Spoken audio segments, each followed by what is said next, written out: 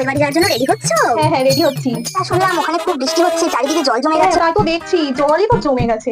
হ্যাঁ তাই তো, ওটা কাজ করো, নৌকা করে তোমরা কিন্তু এবারে যেতে পারো। আমি নৌকায় যাবো না বাবা, এই যে আমার এত সুন্দর একটা সাদা শাড়ি নোংরা জলে আমার এটা নোংরা হয়ে যাবে না? সাদা শাড়ি কাচতে খুব কষ্ট হয় জানো তো, এর জন্য আমি আমার ওই হাতটাকে বলেছি তো দিতে করে এবার আমরা যাবো। বাহ, তোমার গয়নাগুলো তো খুব সুন্দর, হেভি আছে। হ্যাঁ প্রমোশন পাওয়া তো, এই জানো না, এই যখন তোমার প্রমোশনটা হয়ে যাবে তখন দেখবে ঠিক আমার গাড়ি থেকে সব খুলে নিয়ে নেবে। এটা এমনই করে। বাপের বাড়ি তো অনেকদিন থাকবা, তো তোমার বর কি খাবে? না না না, ওইসব নিয়ে আমার টেনশন নেই, ফ্রিজে রেখে দিয়েছি সব রান্না করে, বের করবে গরম করবে আর খাবে ব্যাস। তাহলে আমি কি আমার সাথে যেতে না করেছি নাকি? তাই উনি যদি না যান তাহলে আমার কি দোষ? কই তোরা ওদের ব্যাগটা তো হলো নাকি? কতক্ষণ বলতো এভাবে রেডি হয়ে দাঁড়িয়ে থাকবো আমি? গরম লাগছে তো আমার, এখনো ঠিকঠাক করে শীতটাই পড়লো না। তাড়াতাড়ি চল।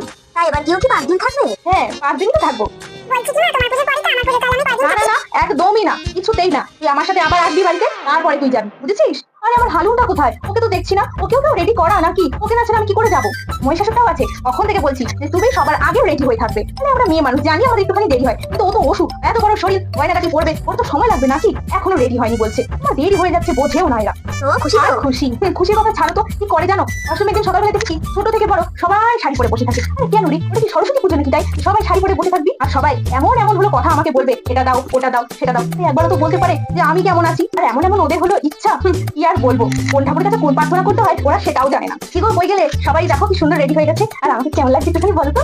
খুব সুন্দর লাগছে। আসছি কেমন? হ্যাঁ বলছি এবার না গেলে কি হয় না? যাবো না মানেটা কি? হ্যাঁ সারা বছরে এই 5টা দিনের জন্য আমি যাই, তাতেও তুমি এমন করো। হ্যাঁ আগের বার তো একদিনে অষ্টমী আর নবমী পড়েছিল, আমি তো থাকতেও পারিনি ঠিক মতন করে, চলে আসতে হলো। এবারে তাও না একটুখানি সময় পেয়েছি, সেটাও তোমার ভালো লাগছে না। আমাকে যেতে দেবে নাকি আমি আমার ত্রিশূলটাকে আবার খোঁজ করবো? না না থাক বাবা, দরকার নেই, তুমি যাও, কেমন আসো। ঠিক আছে আসি কেমন? হ্যাঁ টাটা।